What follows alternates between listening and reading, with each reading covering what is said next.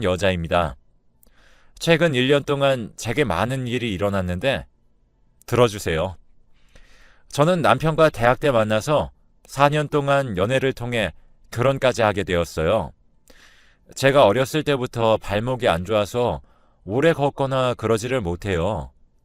지루하고 귀찮고 힘들만도 한데 늘 제 발목에 무리 가지 않는 선에서 데이트 코스를 짜와서 데이트를 했고, 춥다고 하면 TV에서 남자 주인공들이 하는 듯 옷도 벗어서 제 어깨 위에 걸쳐주기도 했어요. 치마를 입은 날이면 당연스럽게 제 무릎에다 자기 겉옷을 덮어줬고요. 늘 절 배려했었죠. 수저도 항상 제 것 먼저 챙겨줬고, 메뉴 결정도 갖고 싶은 것도 항상 챙겨줬어요. 정말 저한테 너무 잘해서 이런 헌신적인 남자는 없겠다 싶어 결혼했어요. 물론 제가 남편을 좋아한 것도 있었죠. 사랑과 저를 사랑하는 마음을 보고 한 결혼이라 그 결혼이 전 평생 갈 것 같았어요. 신혼 때도 너무 잘해줬거든요.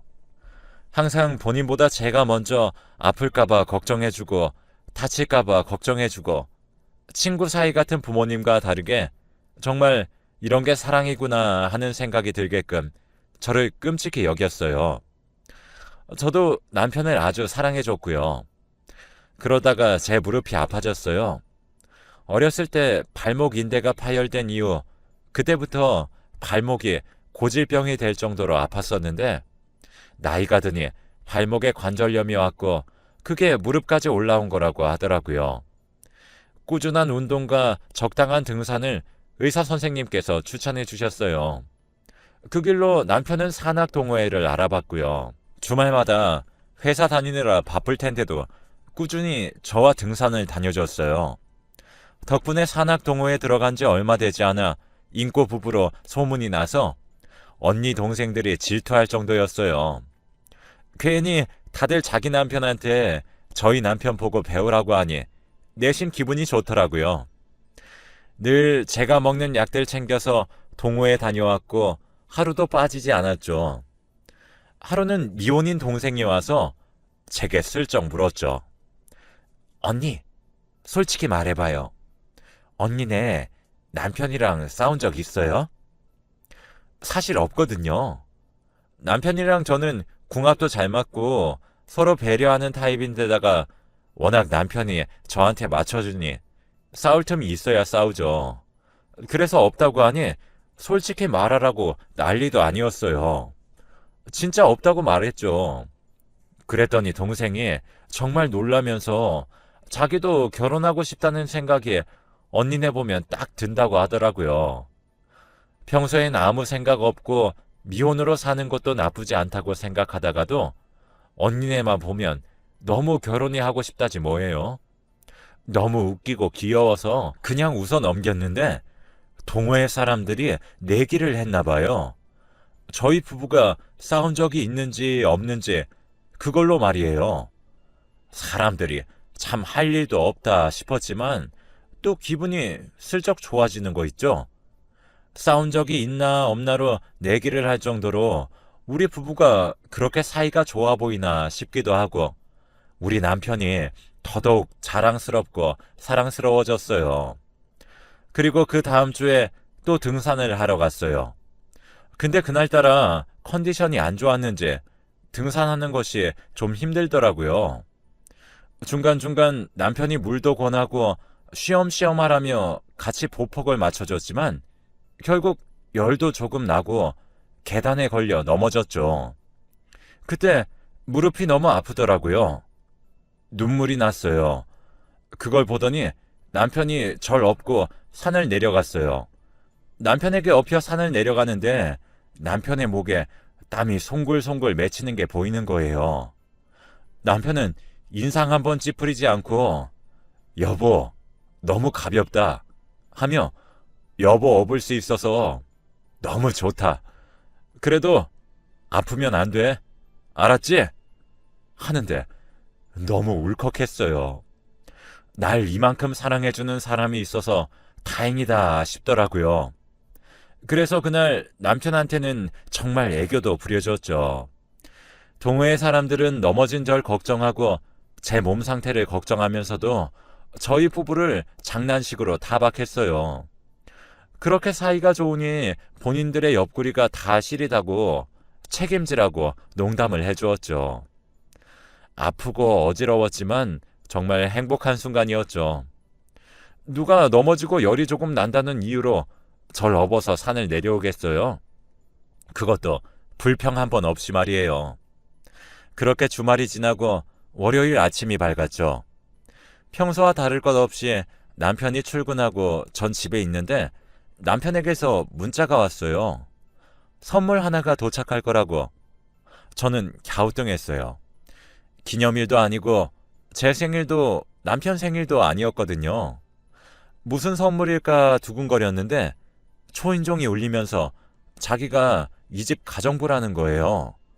그래서 놀라서 문을 열고 그게 무슨 소리시냐 했더니 그분도 놀라서 가정부 부르신 거 아니냐며 저희 남편 번호를 보여주면서 이분이 자기를 고용했다고 말해주는 거예요. 저는 남편에게 전화를 했죠.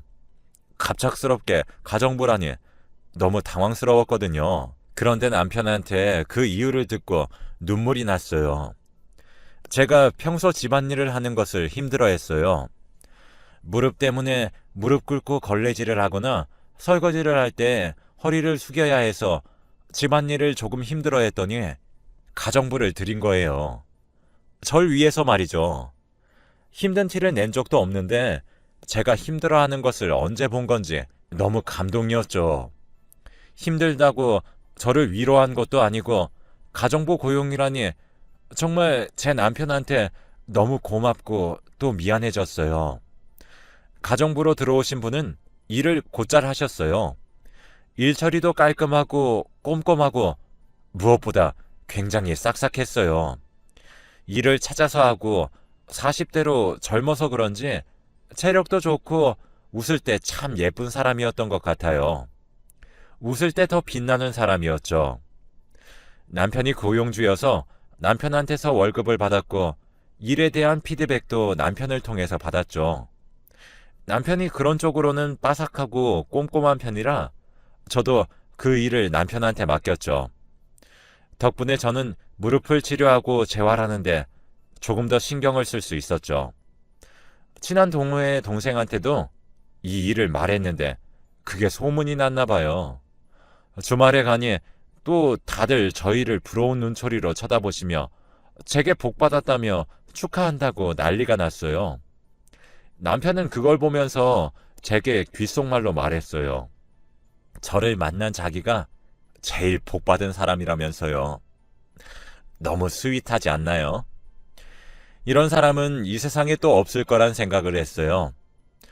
저희 부모님보다 절 더 사랑하는 듯한 느낌을 받았죠. 그 일을 계기로 남편과 사이도 더 좋아지고 동호회 동생과도 더 친해졌어요. 맞선을 주선했거든요. 가정부가 집안일도 해주겠다. 동호회 동생과 자주 만나서 이야기도 나누고 시간이 갈수록 친구처럼 친해졌죠. 너무 편했어요. 가서 밥만 차리면 되고 가정부도 너무 싹싹했거든요. 첫인상만 좋은 게 아니라 보면 볼수록 좋은 사람이더라고요. 그 사람이 절 볼 때마다 웃으며 인사하는데 제가 남자였으면 반했었겠죠. 친화력도 굉장히 좋아서 제가 여의치 않게 집에 있을 때면 열심히 일을 하면서도 제게 말을 걸어주어서 심심치 않더라고요. 오히려 자주 집에 있고 싶은 심정이었어요. 젊은 사람이 집안일도 참 꼼꼼히 하고 주는 수당보다 더 열심히 일하는 게 너무 예뻤어요. 그래서 한 번은 제가 남편 몰래 저희 집 저녁 식사에 초대했었어요. 남편은 당황했지만 이내 제가 가정부 동생을 평소에 칭찬 많이 한 걸 알아서 한 번 정도는 괜찮다며 웃으면서 넘어가 줬어요. 같이 밥을 먹으려고 밥을 차리는데 손님 입장인데도 언니가 힘들다며 절 도와주더라고요. 이게 진짜 된 사람이다 싶었죠. 근데 요리 솜씨도 아주 수준급이더라고요. 못하는 게 없었습니다.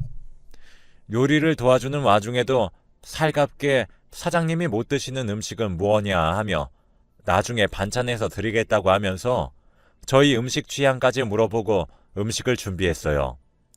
남편도 굉장히 흡족해하는 눈치였고요. 같이 밥을 먹는데 식사 예절도 정말 잘 되어 있었어요. 평화롭게 식사를 하는 동안 정말 사람 하나 잘 들였다 생각했죠. 그렇게 가정부 동생이랑 많이 친해져서 집에서 같이 밥을 먹는 횟수가 늘어났어요. 처음엔 불편해하던 남편도 싹싹한 그 친구의 행동에 마음이 풀렸는지 그러려니 하며 받아들였고, 같이 저녁을 먹고 어쩔 땐 같이 외식하자며 제안까지 하더라고요. 근데 하루는 기념일날 함께 식사를 하자고 남편이 제안을 하는 거예요. 여태껏 제가 남편에게 가정부 동생을 식사에 동참하게 해달라고 했지만 그래도 기념일날 같이 먹는 건 좀 그렇더라고요. 그런데 제가 먼저 초대하기 시작했는데 이젠 제가 그러지 말자는 게 좀 그래서 그냥 그렇게 하기로 했어요. 근데 그러지 말았어야 했어요. 그날 남편과 가정부 동생이 속이 안 좋아 배가 아프다며 둘이 거의 동시에 화장실을 갔어요. 저도 얼마 있지 않아 화장실이 가고 싶어 식당에서 나와 화장실을 가는데 둘이 식당 복도에서 몰래 있는 거예요. 너무 놀라서 복도에 몸을 숨기고 있었죠. 그제서야 모든 게 이해가 갔어요. 남편에게 웃던 가정부 동생과 나를 대하는 듯한 남편의 가정부 동생을 향한 태도까지 다요. 기념일인데도 가정부를 초대한 이유가 다 있었던 거예요. 절 바보로 만들려고 그랬던 거겠죠. 그 사실을 알게 되고 인식하게 되자 다리가 후들후들거려서 제대로 걸을 수가 없었어요. 어찌저찌 자리에 앉아 그 사람들을 기다리고 있는데 정말 태연하게 속이 아직 더부룩하다며 얼른 자리를 뜨자고 하더라고요. 어떻게 나오나 싶어 그렇게 했어요. 그리고 한 번의 실수라고 생각했죠. 여태껏 남편이 너무 저만 보고 살기도 했고 일 아니면 집에서 너무 헌신적으로 살았으니 한 번 정도는 실수할 수도 있다고, 일탈 느낌으로 그럴 수 있다고 생각했어요. 그렇게 믿고 싶기도 했었고요. 남편을 이해한답시고 그렇게 생각했던 것 같아요. 근데 다음날 남편이 가정부를 입주시키겠다는 거예요. 왜 입주까지 시키냐 물으니 당신도 그 사람을 좋게 생각하고 나도 뭐 나쁘지 않게 생각하는데 안 할 이유가 있어? 그리고 당신 적적하지 않게 말도 잘 걸어주고 싹싹하다며. 그래서 그런 거야. 이러는 게 아니겠어요? 반박할 여지도 할 말도 없어서 결국 입주시켰어요. 안 쓰는 작은 방을 내어주면서요. 순식간에 일어난 일이었죠. 그때부터 제 불행은 시작이 됐죠. 그때 이미 눈치챘어야 했어요. 남편과 가정부 동생과의 그 행동이 잠깐의 실수가 아니었다는 걸요. 그때부터 제가 없는 사이 무슨 짓을 할 줄 몰라 밖에 나가 있으면 항상 초조해졌어요. 사람들을 잘 못 만나고 집에만 박혀 있었어요. 동호회도 잘 못 나갔어서 동호회 사람들이 절 걱정해서 전화할 정도였어요. 그래도 절 향한 사랑은 여전해서 금방 다시 돌아올 거라고 생각했어요. 전처럼 절 잘 챙겼으니까요. 하루는 새벽에 눈이 저절로 떠지더라고요. 그래서 깼더니 제 옆에 남편이 없고 방문이 살짝 열려 있더라고요. 갑자기 불안감이 엄습해 오면서 너무 불안하고 뭔가 찝찝한 기분이 들었어요. 방문 밖으로 나가면 안 될 것 같은데 꼭 나가야 할 것만 같았었죠. 그래서 방문 사이로 복도를 살짝 보는데 남편이 가정부가 자는 작은 방으로 들어가는 게 보였어요. 설마 싶었죠. 그때까지도 뭔가 부탁할 게 있겠거니 했어요. 일찍 나가야 해서 밥을 차려달라거나 뭐 그런 거겠지. 그래야만 하는데 하면서요. 시간이 많이 지나도 남편은 나오지 않았고 둘이서 뭔가를 속닥거리는 소리가 조용히 새어나오는 거예요. 정말 거기서 직감했어요. 남편은 절대 실수가 아니라는 걸요. 여태껏 제가 부정해왔던 사실들이 한꺼번에 저를 덮쳤어요. 심장이 쿵쾅거리면서 제대로 사고를 할 수 없었죠. 화도 났지만 화보단 슬픔이 더 커서 당장 달려가 둘의 현장을 덮치면서 뭐라 화낼 수도 없었어요. 떨리는 가슴과 다리로 다시 방의 침대에 누워서 눈물만 흘렸어요. 사고가 정지된 것만 같았거든요. 앞으로 어떻게 남편을 보고 가정부 동생, 아니 가정부를 볼지도 상상이 안 갔고요. 남편 없이 혼자 아침까지 지새우면서 5만 가지 생각이 다 들었어요.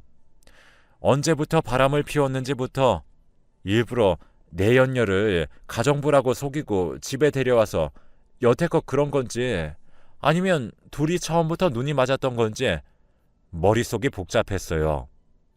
지금 생각하면 말도 안 되는 상상까지 했던 것 같아요. 그렇게 많은 생각을 하다 보니 아침이 밝았어요. 부은 눈은 잠으로 변명하고 평소처럼 남편과 가정부를 대하려고 노력했어요. 생각보다 쉽게 자연스럽게 잘 나오더라고요. 그런데 그러는 동안 제 심장은 너무 빨리 뛰고 억장이 다 무너졌어요. 제 앞에서는 너무나 고용주와 고용인의 관계처럼 보이는 거예요. 언제부터 그랬는지 알 수도 없을 정도로 정말 태연하게 연기하더라고요.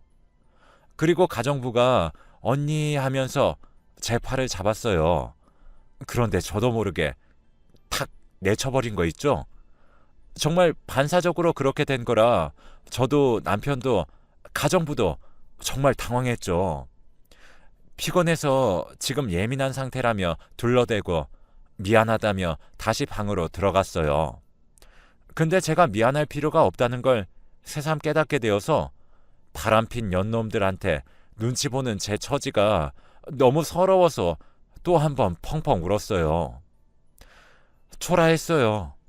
근데 제 우는 소리가 방 밖으로 새어나갔나 봐요. 남편이 뛰어들어와서 왜 우냐고 막 묻는 거예요. 저리 가라며 꼴도 보기 싫다고 막 울었어요.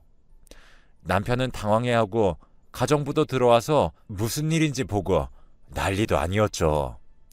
남편은 제가 울기 시작한 이후로 회사도 안 나가고 계속 제 옆에서 저를 달래줬어요. 그런데 그럼 뭐예요? 우는 이유가 남편인데 울음은 그쳐지지가 않더라고요. 남편은 계속 쩔쩔맸고요. 가정부녀는 그래도 눈치는 있는지 잠깐 밖에 나갔다 오겠다며 나가더군요. 저와 남편 둘만 남아 있었어요. 남편이 계속해서 절 달래고 위로하며 왜 울었냐고 묻자 저는 남편을 떠보기로 했어요. 그래서 남편에게 기대어 꿈을 꿨다고 했죠. 제 친한 동생과 남편이 내 앞에서 바람을 피는 꿈을 꿨다고요. 그랬더니 남편이 한 2초 정도 말이 없더니 웃으며 그런 어이없는 꿈 때문에 운 거냐며 제 눈물을 닦아주더라고요. 그때의 정적은 저만 느낄 수 있는 무언가가 있었어요. 그런 걸 받아서 저도 뻔뻔스럽게 당당하게 나가기로 결정했죠. 그 때문에 아침에 그랬다고 얘기했어요. 그 이후로 남편은 아무래도 제 꿈 얘기가 신경이 쓰이는지 저한테 더 잘하고 더 신경 쓰기 시작했어요. 그리고 저는 이혼을 할 생각이었어요. 안 할 이유가 없었죠. 아이도 없었고 전적으로 남편 책임의 이혼 사연이 제게 피해가 올 것도 없었거든요. 사람은 또 만날 수 있는 거니까요. 그런데 그날 밤에 가정부랑 남편이 싸우더라고요. 나랑 사귀면서 왜 그렇게 사모님이랑 다정하게 지내? 라고 가정부가 말을 하는 거예요. 정말 그 말을 자는 척을 하면서 듣는데 웃음 참느라 죽을 뻔했네요. 어쩜 그렇게 뻔뻔스러운지 사람은 보이는 게 다가 아니네요. 그리고 이 사실을 동호회에서 친한 동생한테 다 털어놨어요. 저도 답답하더라고요. 지금 당장 제 친정 엄마한테 말하기에는 엄마가 너무 충격을 받으시게 될까 싶어서 말을 못하겠고, 그렇다고 다른 사람한테 말하자니 다 제 남편을 아는 사람들이라 무서웠어요. 그나마 믿을 만한 동호회 동생한테 털어놓게 됐죠. 동생은 제 이야기를 듣자마자 엄청 화를 내면서 오빠 그렇게 안 봤는데 되게 못되고 무서운 사람이네요. 어떻게 인간이 사람을 그렇게 감쪽같이 속일 수 있어요? 언니, 당장 가서 오빠랑 그 가정부 머리채부터 잡았어야죠. 지금 뭐해요? 저랑 가요. 하며 자리를 박차고 나가려는 걸 겨우 붙잡아 말렸어요. 같이 화내줘서 고마웠고 한참을 제 이야기를 들어주고 같이 화도 내주고 울어주기도 하면서 제 마음에 공감을 해줬어요. 너무 고맙고 또 뭉클한 반면 이 사람도 나를 배신하면 어쩌나 고민을 하게 됐어요. 이런 제 자신이 너무 초라했죠.